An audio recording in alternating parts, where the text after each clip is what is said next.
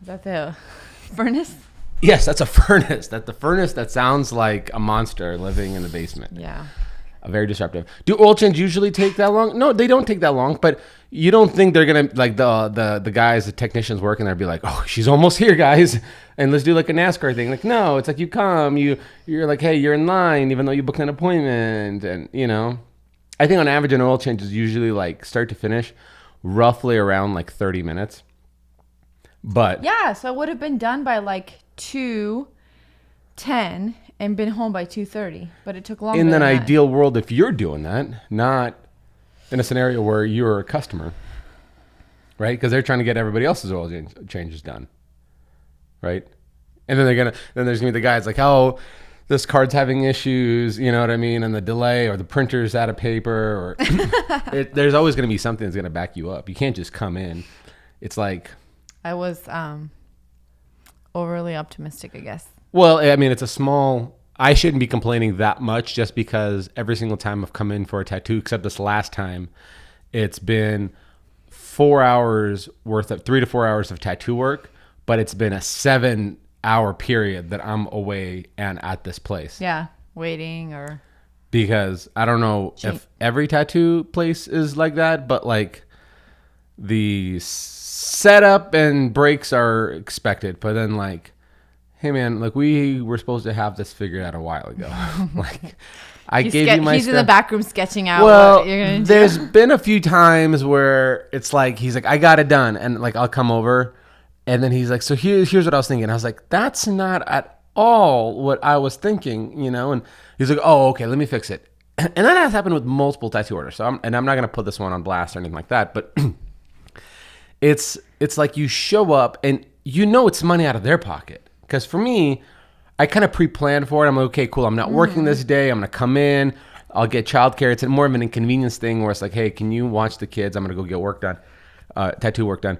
But it's on the tattoo artist's time. And it doesn't matter if they're charging $100 an hour or not. They're only charging you per machine runtime. So if it's a 3-hour job, they're only charging you for 3 hours. But I'm wasting... like 7 hours of their time. So I don't know if that's a profitable. I think tattoo artists needs to have like a better business manager to like be like, hey, in the world of like time is money, right? How about we figure out how to expedite this? Like work on it on your time off, like get the sketch, have it be approved, like when you make t-shirts designs or something like that, you submit something, the thing gets approved, that now people know what to expect. You don't go, all right, man, we're going to run this tomorrow. And then tomorrow comes and you show them this thing. Anywho, I'm going on a rant here. This all started with an oil job. Oil job? Oil job, yeah. Well, we're back. Weren't we supposed to do the awkward spaces today? Yeah, but I feel like we need to give it a little bit of space. Okay. I don't know. I think it's a useful thing that people might appreciate and have fun with, and especially the people who are submitting work.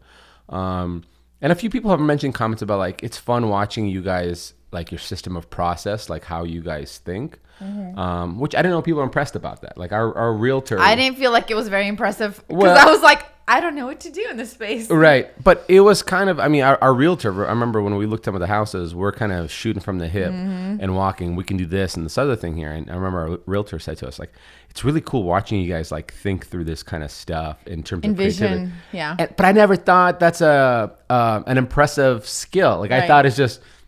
It is impressive because do you remember when we bought this house? I had zero vision of what we could do, and you already had that, and I couldn't. I was probably like more like our realtor. Like I couldn't. You're nothing like our realtor.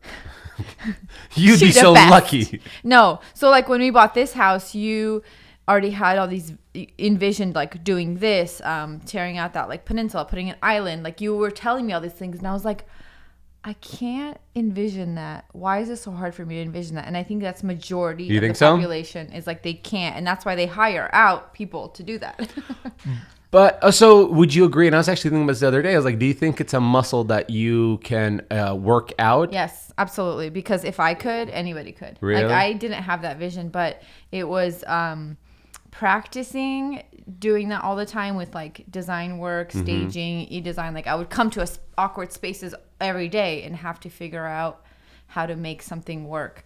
And so that is totally something you can practice and with experience get much better at. Because now, like now that we have our other house, I felt like I could envision things so easily because I know your potential, and then I know like how you can actually physically transform a space versus before it was like, could we make that work? I don't even know how I would transform this. Like you it is like a muscle you exercise. But would you say that's a muscle that anybody can do? Or do you, because here's the interesting with you is you've always been pretty, your outfits were always, how the kids say, on point. And so I wonder, is it because you had one part of your life where you knew how to design, style something, let's say it was an outfit. Right. That it was just a matter of practice using a different lens and application. So now you can stage a room or possibly architecturally in the future design a building or something like that. Do you think it's truly something that any person who can't even put an outfit together,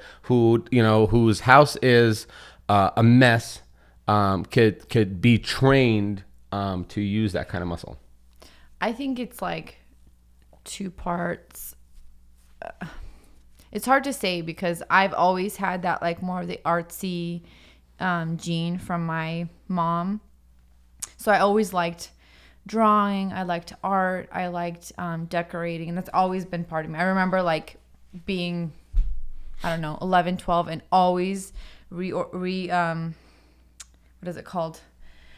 Organizing my room and like changing up all the furniture, changing the layout of my room almost like every month because I needed like a change. I needed something different. I loved doing it. I'd always have like these. You had bangs, then no bangs. Yeah, I know. And then I'd always have like these things on my wall that I would draw. And I just always have loved that. That's been a part of me from since I was little.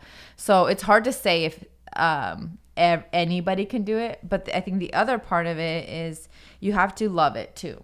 You can't just come in and like envision something if that's not something you're actively like either passionate about or like wanting to do, right? Well, let me ask you this. What if it's somebody who is like, listen, I can't put an outfit together. My life in general is chaotic in the sense that like nothing's organized. My house is not organized. My schedule's not organized. I'm kind of like running late, but I just bought this house and I want to make it really, you know, Pinteresty. How can I do that without hiring somebody? Do you think at that point that person, just sheer out of necessity, could still be able to train to themselves? A point, yeah, I think so. If, like I said, you have to want it. If you're like super passionate about, like you don't have any experience, but you're like, I want to do this. There's resources like Pinterest and like Instagram. There's so many inspirational things you can find in resources, but I feel like for that person, it will be a lot harder. Yeah. And this is why people hire out designers and contractors and all that because it's a lot of work and it's so labor intensive that they're like, listen, I can't. And just mentally hard. Yeah. Like I've had multiple people tell me I am having such a hard time with this layout of this space. So I think there are people, that just cannot, their brain cannot like figure out what to do. Yeah, I definitely think it is a wiring of the brain in some aspect because, so it's funny, I didn't actually know this, that you were restaging your room when you were a kid. I did it all the time. Or a teenager. That's my mom. But because it's funny because I did the same thing. You did? So I did a couple of things. I mean, we both grew up, poor immigrants. Mm-hmm. And I remember specifically there was a period of time, I think I must have been maybe like 13 or some years old. And I was always kind of had this attention about like the outfits that I wore. Right. And so I always wanted to have this put together kind of outfit, and not necessarily things that were like, name brand or anything, but just, something that I saw like on Disney Channel, something like that, how somebody might wear it. You want to like recreate it. I want to recreate it. And what was interesting is I would pretty frequently would go and use my like chore money or whatever to go and to like the thrift store and buy articles of clothing to recreate certain outfits because I wanted to look nice. And then I did not reorganize, but like restage my room. Like, the bed would be this way, and then there'd be the dresser there, and then the computer there. And I kept redoing it and doing it again on a very regular basis, that later it kind of makes sense that and because you share the same background, it kind of makes sense that we kind of fell into careers that we fell into that includes a lot of design and creating. Right. Which kind of which reminds me to this conversation that you and I had when I first kind of had this conversation with you about like, you should start something, because I knew you had this gene that you and I shared, of gene of like creativity or creating or making or doing something. Right. And I knew you just were doing like this, I think I would call it like this whole, like just in the system kind of mindset. The system mindset, I look at it that way. I don't know if it's an exact definition, is like you're just in the system. The system is you go to school, you get a degree, and you work for somebody, and then time off is on the weekends. You don't do work and you just do whatever you're kind of into. And so that usually is going to be a hike, a travel, a lounge around the house, a farmer's market or whatever. And coming out of that system was kind of like what I definitely saw in you, though I was very new to it as well, where I'm like, you have this thing that we both share that I think you need to start something that's of your own. And I don't know, maybe somebody listening to this can possibly be thinking, because I always get these comments of like, I would love for you to do a video about like your design process. And I've shared this pretty openly. Like, I don't think any of my stuff is super original. I think my approach is always the same. I take 4 to 6 pictures that inspire me of a thing. Like if I'm building a table, I'll find 5 different tables that are completely different. And some will even be coffee tables. And I'll take a portion of everything and I'll kind of puzzle piece together my own. And sometimes there's a little originality that comes out of it. But so there's nothing that creative, but I think it's something that people out there listening to this might be like, I don't know, maybe I have this thing that's asleep. I personally think you have to have this thing inside of you. You might not be aware of it. It's a creativity thing, yeah. I don't want to make it as special to say like, oh, you can't be taught this. I think you can be taught anything. It's just a matter of like, how good are you going to be at it? Right. Could you possibly style your house really nicely? Yeah, you could be taught that. Could you be a magazine designer? I don't know. I think that usually that's like a separation of like, yeah, can I box or can I be a professional athlete in boxing? But I think that should be an encouraging thing for people to be like, I think if you want it or show that much interest, you could, with enough determination, I think you could totally take it on. I think it always comes down to like the interest level that you have in it, because like with me, before I even started staging and design, I mean, I was decorating and redecorating our house every day. Mm-hmm. I would like change stuff around on the shelves. Like it was just like a constant thing that I was doing. And I think that's what you noticed in me. It was like, you like doing this kind of stuff. And then it wasn't staging specifically that made me go that. It's just more of like, you have this creativity thing. So when we had that talk and I said, you need to go do something of your own, I think I didn't have a perspective of like, you should go start a staging company. I think it was more of a like, hell, you could have been an artist on Etsy or something like that. You know what I mean? Like you could have been doing oil paintings. It's just, you had that gene, I think. Right. Yeah. And then I think that at that point you can teach yourself. You can go in any avenue that you want. Mm-hmm. Because I mean, I've always liked, like drawing and painting, all the random things that kind of are artsy, I guess. The painting part is actually, I think, really cool, because I think and I think you notice this more than I notice this about myself. Like some of the houses we've sold, you're like, are you sad that you're selling this house and you've done all this work to it, right? And I've never had this emotional attachment to it. With you, what was really cool is same as like, let's say if I build a piece of furniture, like I love looking at my house and be like, I built the majority of things here, including the furniture, with exceptions of like a couch and stuff like that. Right. But like with you, I really love seeing these art pieces on the wall that you did. And I always forget that you did them because they're so good. They're like a print that you would order.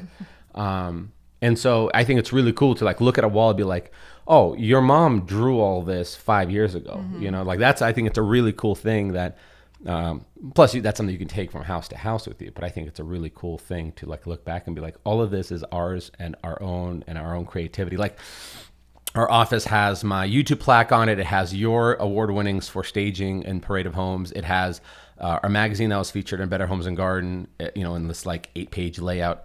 And it's all framed on the wall. And like when you walk into that, you're like, everything here came from not only hard work and sacrifice, but also came from this creative gene that we get to tap into. And again, I don't think anybody's excluded from it. I think people just need to kind of give it more attention to see if that's a muscle they should work out. Yeah. If you enjoy it, I think that's already, because I would do like painting and art stuff, and what else? Remember when I did like the macrame little stuff? You did macrame. That was your first giveaway when you started your channel. And I enjoy doing that stuff as a hobby. And I think that's where you saw like that my potential is like, what do you enjoy doing on the side, like as your hobby right now? And if that's something like, you know, artistic, or even, I don't know, it could be something else, but kind of that's what I would do first of all, is like think about, like, what do you enjoy? And yours was woodworking. Like you would just, that would be when you still work at the hospital full time, you would do that on the side. You'd always be building something on the side before anything ever started with Instagram or YouTube. So it's kind of like, what are you already like really enjoying doing, or what do you find yourself gravitating towards on your days off, or when you're wanting to do a hobby? You know, it's interesting. And yes, right, because you're already doing that, right? So if you're at home and you're like, well, I like to... or cooking or whatever it is, you could always be like, how do I just double down on that and create a thing? And well, the nice thing is, in where we live right now, it's like anybody can have a channel, a platform designated to that and that alone. That niche, I mean, there's people on TikTok with millions of followers, and all they do is 1 minute cooking tutorials, which is incredible, right? Because now you're transferring long form content from YouTube into short form content on TikTok, and people are making a lot of money doing that. What was I going to go with this? I was kind of thinking about this too. So like you said, like with me, it's building and woodworking that kind of sparked my thing to like double down on and monetize through, you know, putting out free content. I was thinking about this, you know, I feel like, I wouldn't say I reached like this pinnacle of whatever, right? Because there's people who have way more subscribers, way more viewership than I do, way bigger brand deals. But let's say, God forbid, tomorrow, like I lost both of my hands, right? And I couldn't hold wood over a table saw or anything like that. Like, so is that dream now stripped of me? And I asked myself that question the first time when I broke my left arm. What was it? 3 years now ago. And not being able to use my arm for, it was actually a short period of time in modern day science, what they do, but it was a month and a half, I think, that before I could start using, holding weight with it. And what I noticed about me in that time was that it never changed my identity as a person, where like, if you lose both of your arms as a painter, you're like, I'm an artist. I can no longer be an artist because I can't perform my art, right? Or execute my art. And not to say I'm an artist in what I do, but but it's like I'm a woodworker or builder, and I can't build with my hand. And I noticed there's a part of me that never went into this dark woe me. It was more of a like, oh, watch me do work now, right? I'm gonna be the best one-handed woodworker in the game. And you saw me changing out my sprinklers. Not that it's woodworking, but like I think it's funny how that worked. Around that time, we're doing some landscaping stuff, and I was like using a small shovel, and I would take because I broke my left hand, and I would dig a shovel like a spear into the ground, and use my butt as like leverage point to like lift it up, and then put it in this red wagon. Then you'd pull the red wagon, and the moral of the story is like you just figure it out. Like these kids that have no arms and they're painting these beautiful pictures with their toes, right? Like holding a brush. But I think if both my arms were gone, I don't know if I'd be in this woodworking channel. I think what I would do is I think I'm now hooked to this perspective of like, I like to create blank, anything. So it has to be a physical thing. It could be a digital thing. Like I like to create just content or so like, okay, just to shoot from the hip, but like if I couldn't do this and my channel got shut down and no arms, I'd be like, cool, I want to start a business.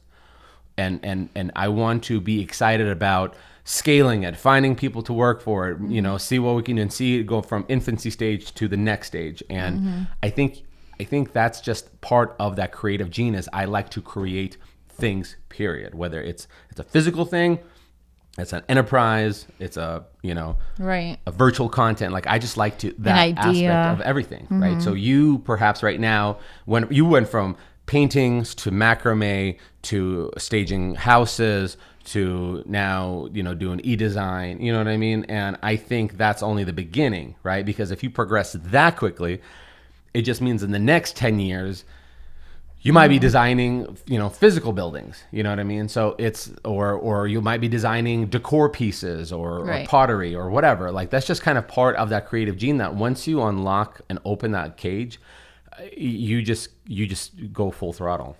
Yeah, I agree. I feel like once you figure out what you love to do and you also realize your potential. Now, people don't realize their potential, I think. That's the problem. That's a big part of it. Because I didn't for a long time. It took you like telling me multiple times and saying like, you need to start this, you need to do this. And I still like didn't understand my potential or realize it until I was already in it, like doing it. Until you saw physical paychecks. Yes.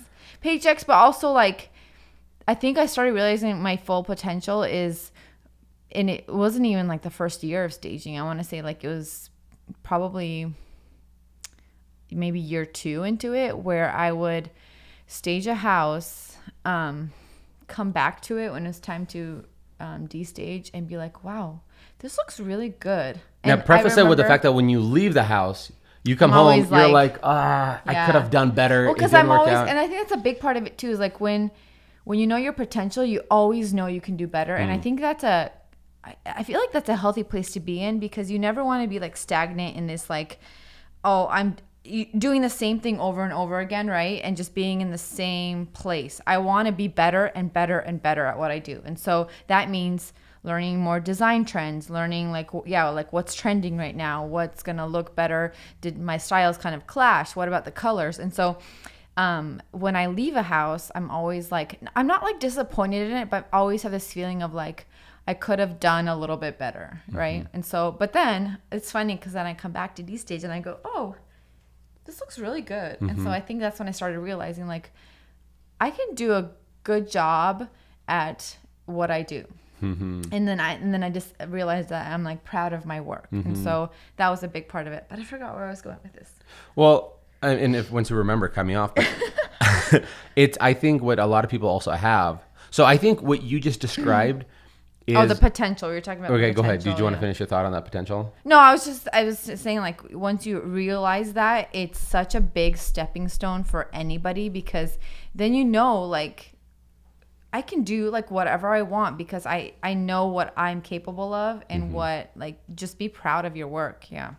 I keep, you know me, I subscribe to a lot of What's your Bloody Mary, by the way? Oh, I didn't have, it was orange tomato juice. It is 10 o'clock in the morning. He's making me look bad. It's 10 o'clock in the morning. Why are you boozing already? There's a lot of people that so as I subscribe to consuming content of other people who put out content, whether it's comics or business people or whatever, I've noticed there's a lot of people have one thing in common, is this syndrome called the imposter syndrome. And the imposter syndrome is when you have excelled at whatever you have done and made a name for yourself, that now you get to hang out at events and kind of be welcomed at a table with these people that you look up to, right? Who have been very successful in the media that they've kind of started for themselves. And these people, highly successful people who they have this imposter syndrome. It was like, I feel like I don't belong here. Like, I have not done anything good. If you're going to grade me on these people that are here, I'm a little fish in a big pond. Right. And I've definitely experienced that at some of our first events. But I think that, along with what you're saying, is like, this is not good. What am I doing? And then you come back and it's a different perspective. I think there has to be a name for it. I don't know what it is, but that has to be your little sparkle of magic in a person, where it's like, that is one thing that separates you and your desire for exceptional work above the next person, right? So the next person will be like, oh, this looks good, cool, job done. It was a systematic approach, versus you're like, no, this is not good, this sucks. I'm not a good stager, I'm not a good builder.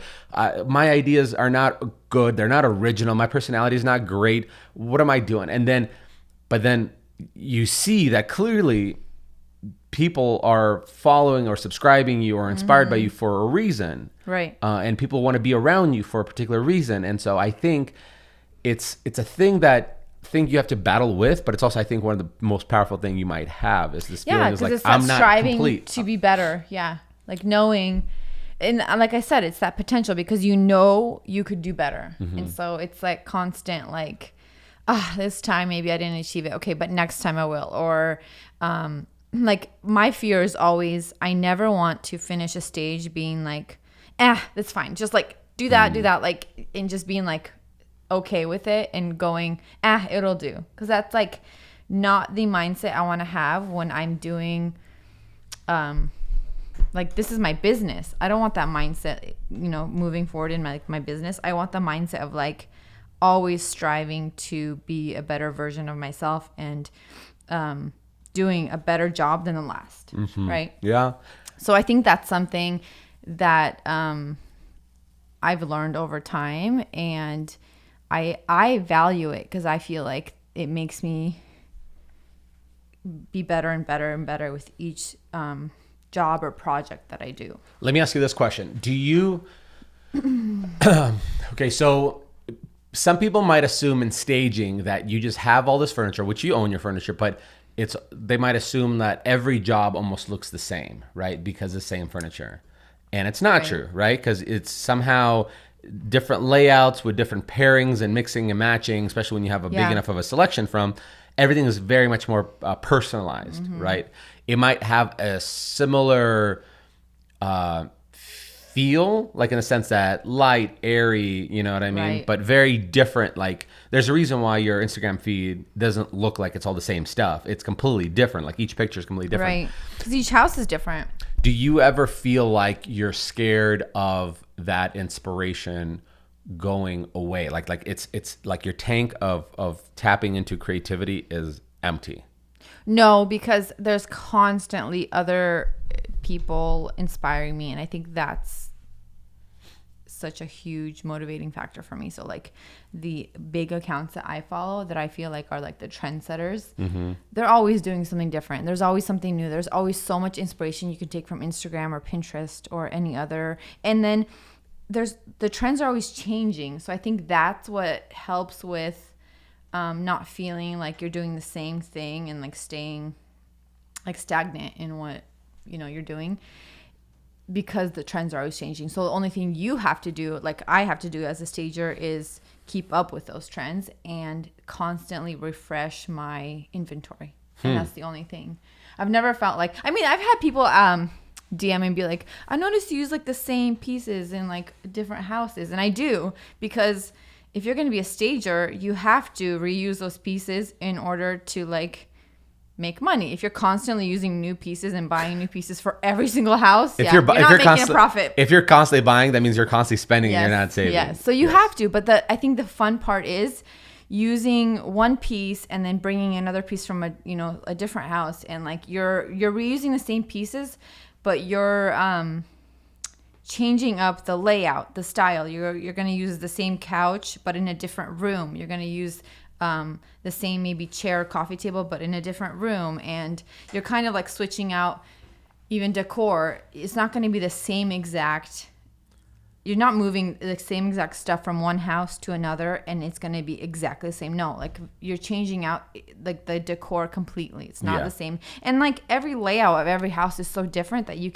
just physically can't reuse the same stuff. And it's amazing what happens when you go from a 1970s house that you're staging with low ceilings to a modern day new construction build with 16-foot tall ceilings. Yeah. And you're like, this can't work. This looks like it's miniature furniture, right, Yeah. And let's say the aesthetic is a Parade of Home build, and you're like, this is a super modern kitchen, and you can't come in with your, small, with your little, small little couch and small coffee table. It's like, and I don't know. In those senses, and like in that sense, you have to realize, scale wise too. Like, okay, this is a much bigger house. I have to use much bigger furniture. It's not going to fit the same, and that's why, you do like walkthroughs before you even stage. But I think people think, it's just like moving the same stuff from one house to another, and like it's such a quick, easy. I think that's one thing people underestimate is how long it actually takes to stage a house.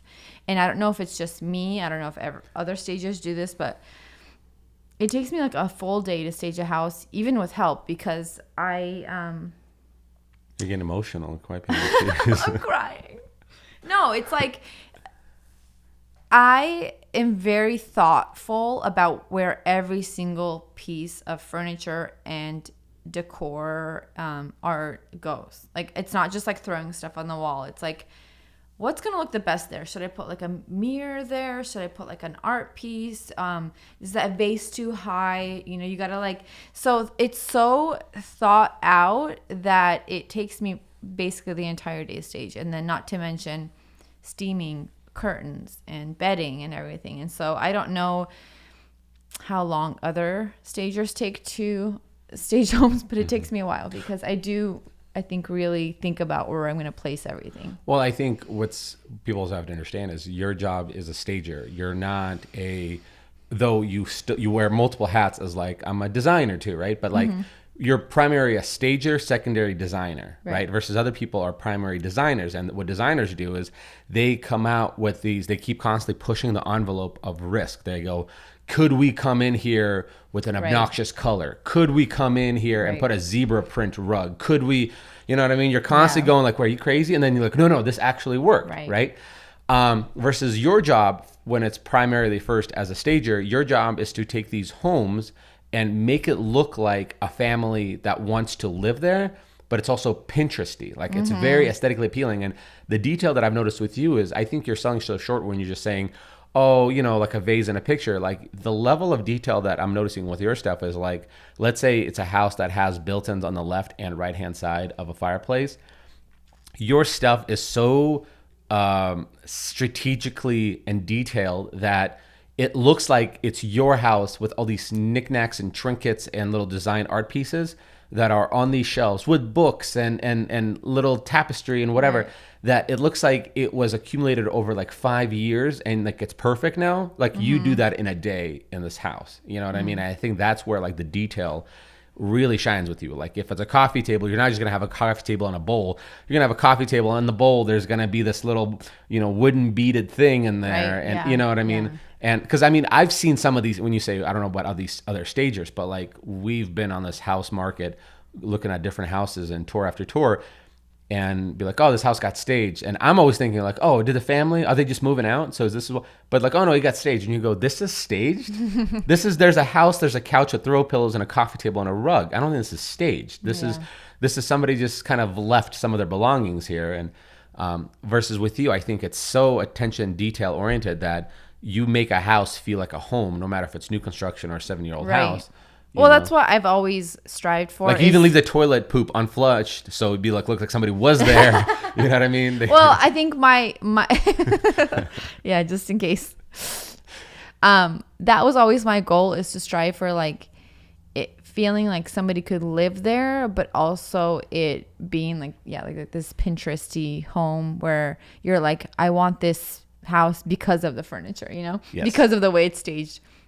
And I think that's why I think I'm so detail oriented with things like that, because it's like every little thing matters. Every little decor piece and the way you do it makes such a difference, because you can bring furniture in, but if you don't have pillows and art and vases and like greenery, like just in like corners of the room, it just feels like blah.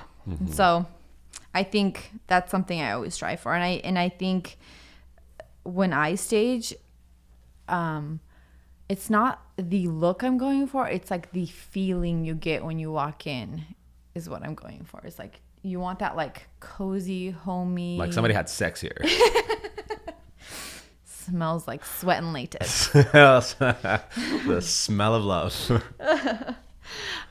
So that's what I usually go for with staging, and I really enjoy it, but I think people underestimate the amount of work physically, emotionally, mentally it takes to actually stage a home. Yeah. You have to absolutely love it.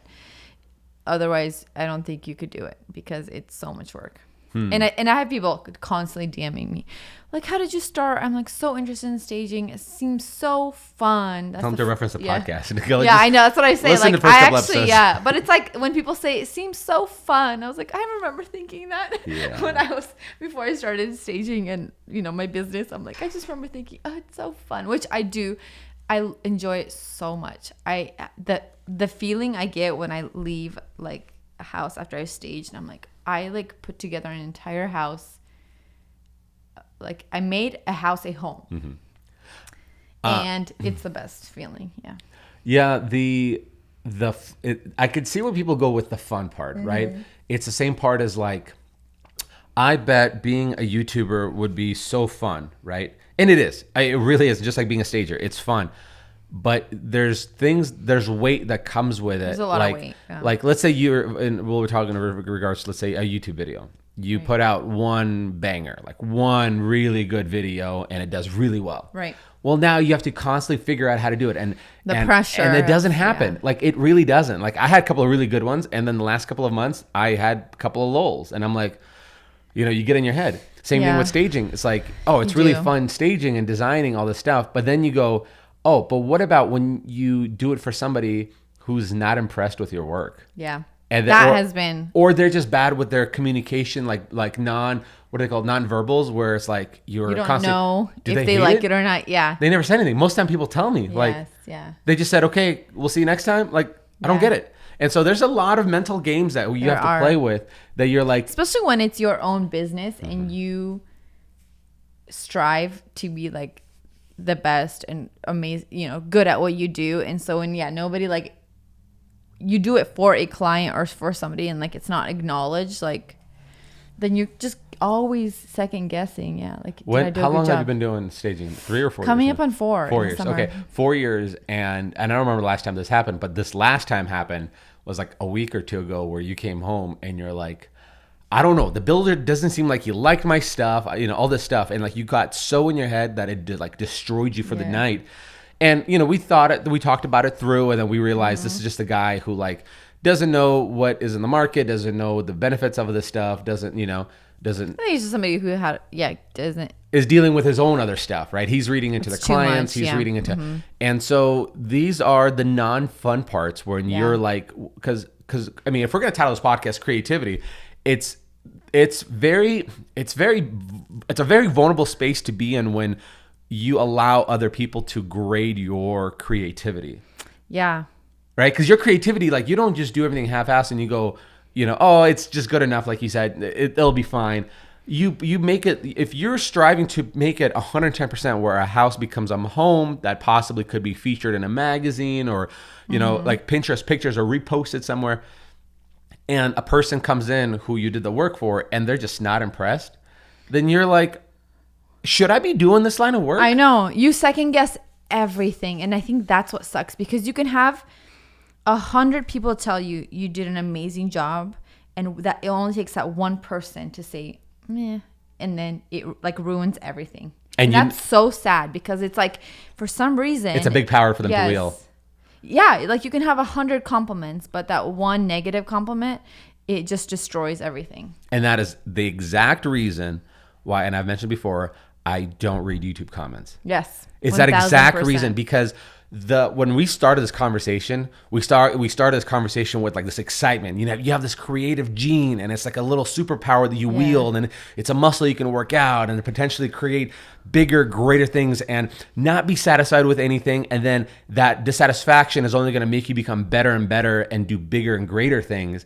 And then you read one shitty YouTube comment, and then that superpower that you had goes away. Yeah, and you're starting back from zero. And you have to build it back up again. To build it back up, which is so sad, because I think, obviously, there are so many trolls on the internet and everything, but it's like, I think so many people don't realize how, like, even one passive-aggressive comment, doesn't even have to be that negative, will, like, affect a person, because you're grading their basically creativity and their entire like livelihood of stuff, because it's hard. Like we're already so in our heads as creative, like, makers. Geniuses.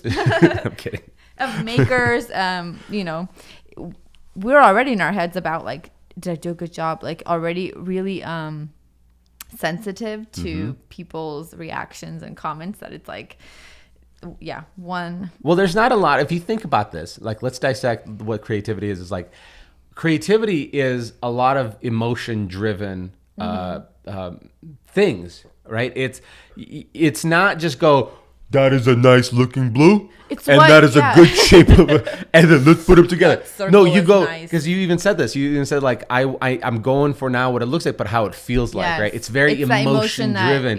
It's like, and the aesthetics of things. It's like, I don't go like, oh, table has 4 legs and a top. I go like, what makes this like a really cool piece that will be in a home that's styled very well. And you know, you kind of go like, how do I make this? And so when somebody comes in is like, that sucks. You go, I just went into a vulnerable spot of my life to put it out for you to look at, and you decided to shit all over it just because your parents never told you they loved you.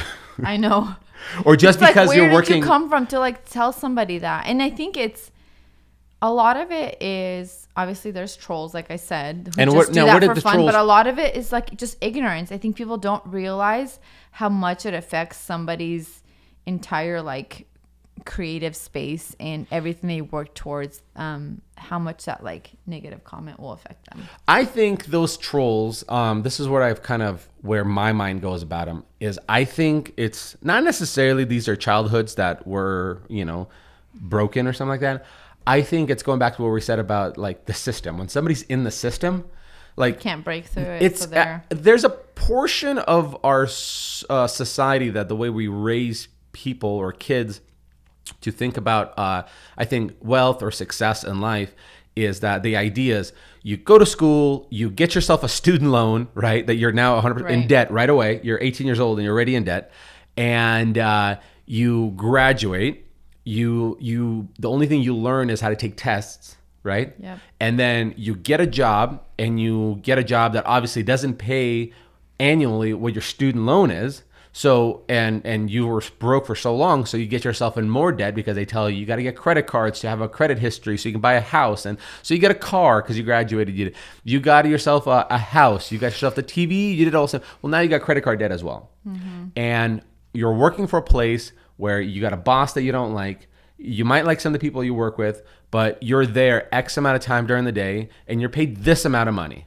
Now, that's cool. Like, you got that amount of money, and that's more than maybe some other people make.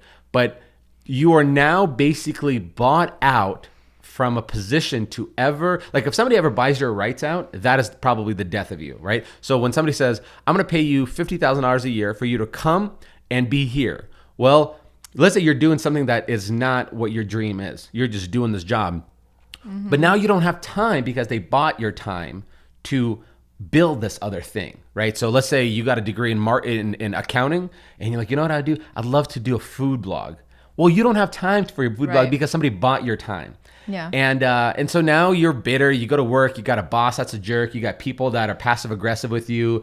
Traffic's too long. Commute's too long. Your marriage maybe is now, sucks. Your kids are disconnected.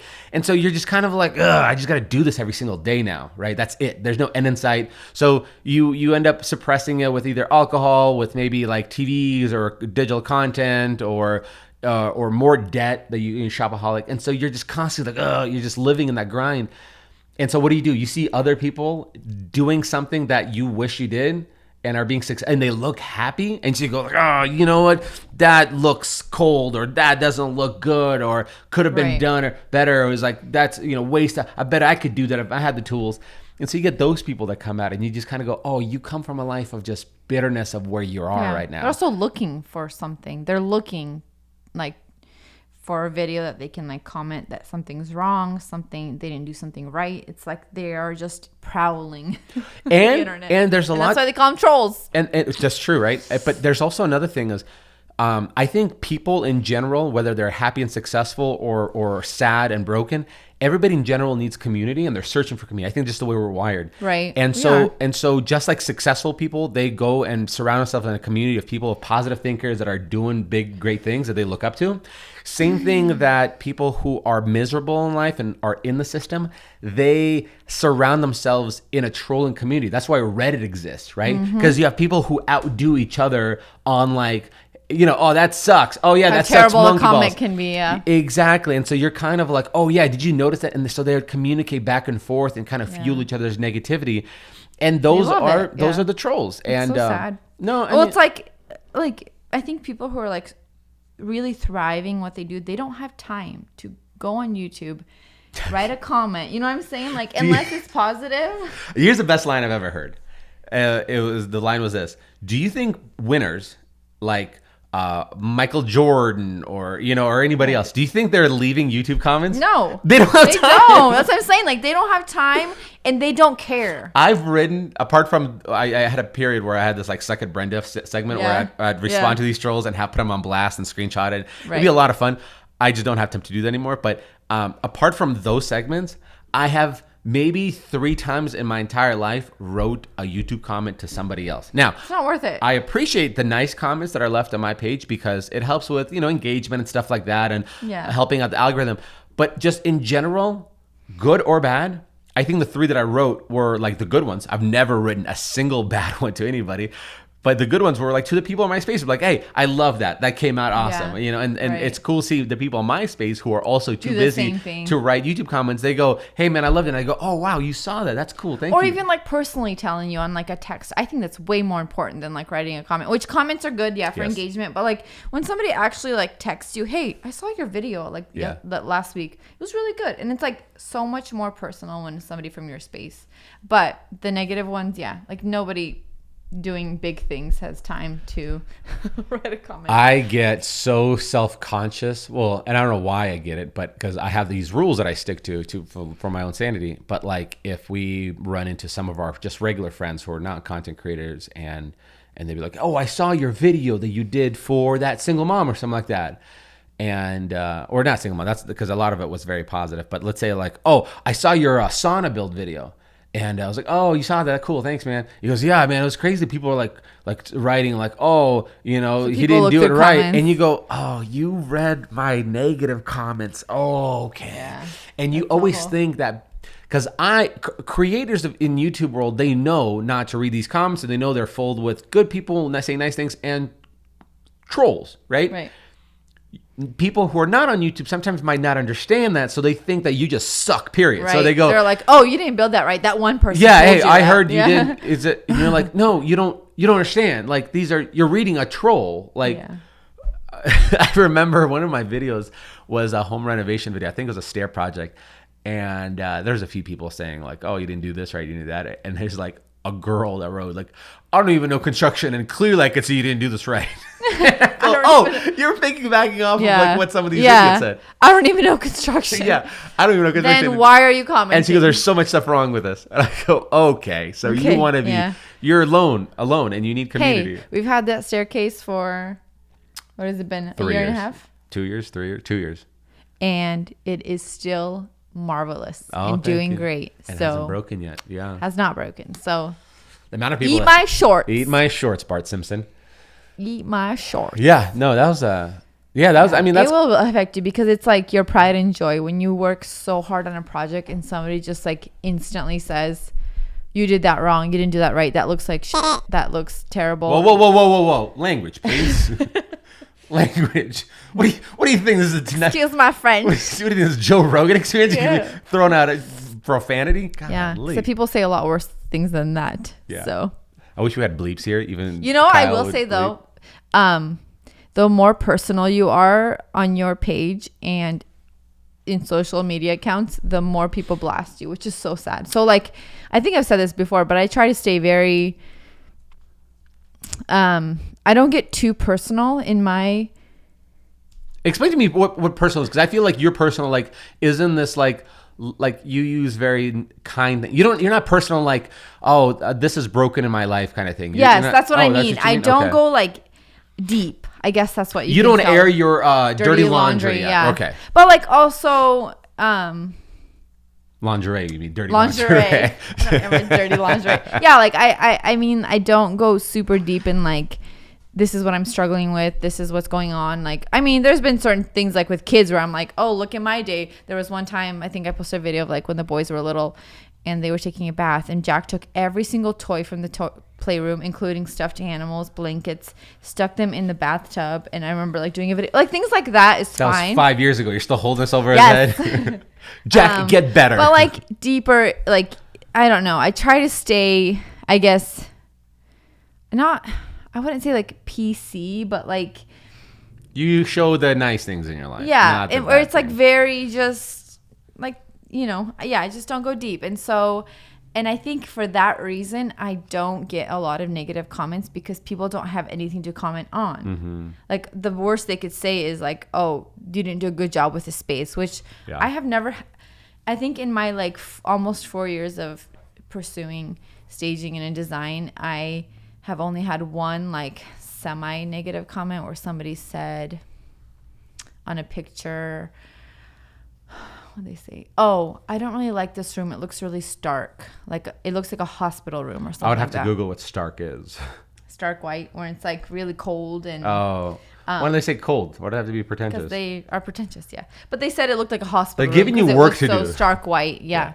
And then, but that was like, that kind of just rolled off my shoulders because I was like, Did I you don't call? care. Did you rebuttal with like, I bet my dad banged your mom in the Stark room? I honestly get more offended by like what people say to you than they do. Do you to me. really? Do you get protected? Or Because protected? I'm really protective. Because I know how much work you put into your stuff. That when somebody even says like something that's not even like super negative, but it's just kind of like either passive aggressive or like not, super friendly or nice, I'm always like, shut up. But you never responded back. You're like, I want to, but then it's like, what is that going to do to respond back? Oh, Nothing. of course, nothing. Yeah. Of So course, it's nothing. it's yeah. No, it's it's ridiculous. cute. It's cute that you care. But I mean, just like get kind of fired up about it because I'm Nah. like, you shut up. You shut your mouth. You just shush, okay? That's what I should write. Just shut up. Just shush. You're like, Shush wow, your that mouth. felt good just to say that shush. Well, because I think you, on the other hand, are very Yeah. open and like you share your beliefs about like everything almost, and so you're Well, okay, so I was gonna mention this about when you said airing out your dirty laundry. I think I don't mention like the bad day I've had. I don't mention like, oh, I just yelled at my kids and I regret that I didn't have self-control. That I didn't Right. just. I don't do that. I don't do those videos. Be like, No, it's more like, hey, I do here's the videos guns make and- you, well. I mean, I'm open about the things that. It's like more like the issues that people are very either for or against. So okay, I think in the world of social media, content creators, when you put your videos out long enough or your content long enough, after a while, after a couple of years of people following you, they feel like they know a little bit about Right. you. You become no longer as just another account. You become a person and an idea, right? Right. And there's a term that people pass around about like it's part of my branding, whatever, right? And I hate that word because a lot of it sounds like very much that it's a very thing that you just put on and Right. take off, right? And so like I dye my hair blue. It's part of my branding, and you're like, okay, so that's fine. But then like somebody would be like a personality, for example, Borat, prime example, right? Sacha Cohen, right? Sacha Baron Cohen, I think. That's not him. That's a character he plays, right? So that's part of his branding in it. There's a lot of people in our space that will like, let's say the slutty girl with like whatever. She's probably not the slutty girl. She's probably doing it because that's what her audience likes. Now, with me, I figured out that if I'm going to create this idea of what's part of my branding, because I put out everything, I see my family's on there, my kids are there, my hobbies are on there. Right. Then it's a simple thing is I don't have to create a branding. I'm just going to showcase what I'm into. So if I'm into time with the family, and if I'm into skiing, if I'm into building, and if I'm into flipping crepes, and I'm into guns, then all of that is going to be shared, and it's going to be easy because I don't have to be like, okay, hon, look happy. Yeah, like, right. Like No, that's, it's just like part of our daily. that's why life. I think like the people are following us on this podcast, and some of the nice comments people are writing me, like, you guys seem like you genuinely like hanging out with each other. You know what I mean? And that's something you can't fake. So this is part of our branding that we don't have to fake. This is just Right. part of our life. And so, so I don't feel like I air anything out. Here's what makes me cringe. you just post like your day to day everything you Oh, do. Yeah. in the world where like you can't post gun stuff, I'll post video of me, loading guns and doing drills, like, Yeah. because I'm into that, Right. I'm not. It's gonna be more fake for me to be like, no, I can't post that because because my audience doesn't like that. No, I'll make a new audience. Right. Okay, cool. I'll lose a bunch of people, but like, Right. if this is what I'm into, I'm not gonna change who I am. It's like when you have friends and you go, oh, I'm not gonna like do that because they don't like that. Oh, No, yeah. You just won't be friends with that person. I'm not going to drink on camera because I want my audience to be cultivated in the way that I look conservative and I look religious and I don't drink alcohol. Like, no, I drink alcohol. I'm going to be drinking alcohol on camera. Working a table. No, I'm kidding. But, so where was I going with this? One of the things that makes me really cringe in terms of there's people out there who kind of air their dirty laundry. It's interesting. You said those are the times that people will like attack you the most, right? But I disagree with that. I think there's certain content creators that I know. Most of them are females, but I don't think it's exclusive to females. There's just the 2 or 3 that I think of in my head.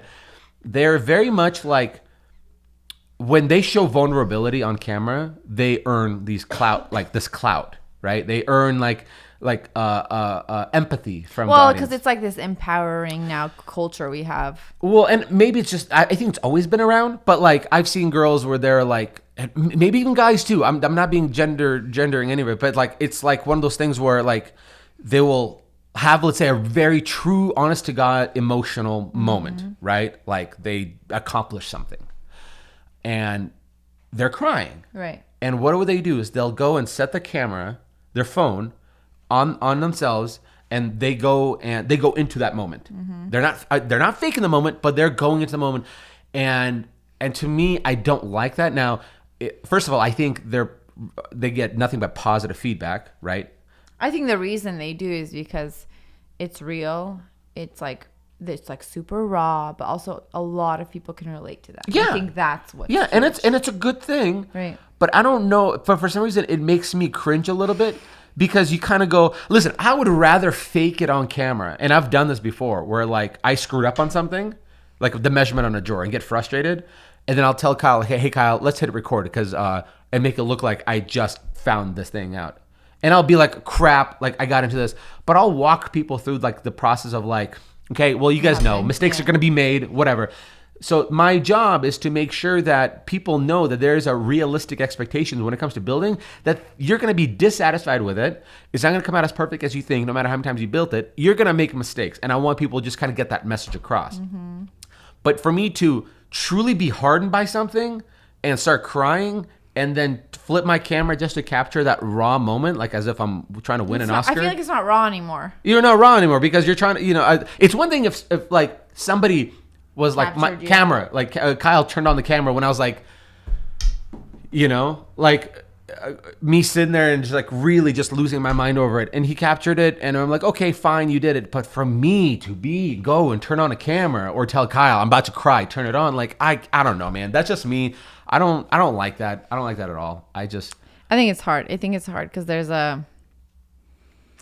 is an aspect of like, well, yeah, you're being real and raw, but also you're turning on a camera. So are you really? You're being more dramatic than anything. But then at the same time, I think a lot of people can relate to things like that. So maybe it is important for people to do that. Yeah. So no, maybe because it's hard for me to say. I think it empowers people. Okay, I'm not going to knock on it completely, right? Because I'm sure somebody's out there disagreeing with me. I think what it is like when it's a thing like that. Somebody it depends else on the topic too, obviously. Right. If it's something very somebody else could be like, let's say I bought a, and it's not that this person did, but let's say I bought a car, right? And I couldn't afford a car ever and couldn't get approved for a car loan, and I got a land, and I'm like, finally things are working up. I had a pretty shitty year, and somebody else who is probably experiencing the same thing watching this be like, listen, I thought my life was hard, but there's light at the end of the tunnel. Like, I get that. There's always aspect. something you can relate to. Sure, I get it. So I'm not going to knock on it completely. It's just me personally, when it's a content creator doing that, it depends what it is. Yeah. Yeah. There's been times where I'm like, sometimes a little cringy, but like a lot of times it is just very, when somebody's actually having a hard time, or like sometimes people will just, it won't even be like a video of them, but they'll just have a caption that's very raw. And I appreciate that, because I'm like, you're just, laying your heart out and wanting people to relate, because in this culture, that's kind of how you do relate to people now. In a sense, we're dissecting it now. I know. In a sense, it's like if social media is all smoke and mirrors, in the sense that we only show the positive things, that every once in a while you show the raw negative things. People like it. Perhaps it shows more authentic. And to me, I've always had the understanding that it is all just you do show your positive, and that's okay. Like, to me, it was always like you're showing your best 3 seconds of your life, or you're showing your highlight reel, right? That's what people say Instagram is. But like, that's okay too. Like, it's okay to show your highlight reel when maybe something's not going well in your life, and you do want to show something like that's like a light, good side of your life, right? I don't know. I think if you understand that it is a highlight reel, then it doesn't matter. Like, my Instagram feed is my portfolio. It's not my like everyday family, because my business, obviously my business is my Instagram. So like my name is Mint and Pine on there. And so my entire feed is my portfolio. And like, that's okay. It doesn't have to be this like, that's just what I've created. You just have to be, look, I'm married. Yeah, my husband. I'm into monogamy. But like, that's what I've created it to be. And that's okay. And then like my stories are just my family. And so, and then obviously with staging too and design, I'll post stories of that. But I'll do my family. But it's like, it's only when I only think, the thing is, when I'm going through something really hard, I don't think about picking up my camera and like posting about it, right? I don't know why. And then maybe it's just the type of person I am, but like if I'm crying to you about something, the last thing I want to do is like pick up my, should I start do a story and be like, yeah, oh, you poor thing. But like, I just want to go through that with you, right? Personally. But I'm also a very personal person. Like I don't like to cry in front of people. I don't like to show like a lot of, I guess, vulnerability in front of people. And so that's just the way I am. And so I don't think about that. But some people are the opposite. They truly feel like they should show it and have to, because maybe somebody will relate to it and somebody will find value in it. And so maybe you can't, Content is content. Content is content. All right, this has been a fun. Yeah, this has been a good one. All right, bye, folks. Thanks. Love, share it. Love it. No, just share it with your friends. Rate it if you can on whatever platform. Tag us on social media if you ever repost our thing. It really helps. Love you guys. Bye. Bye.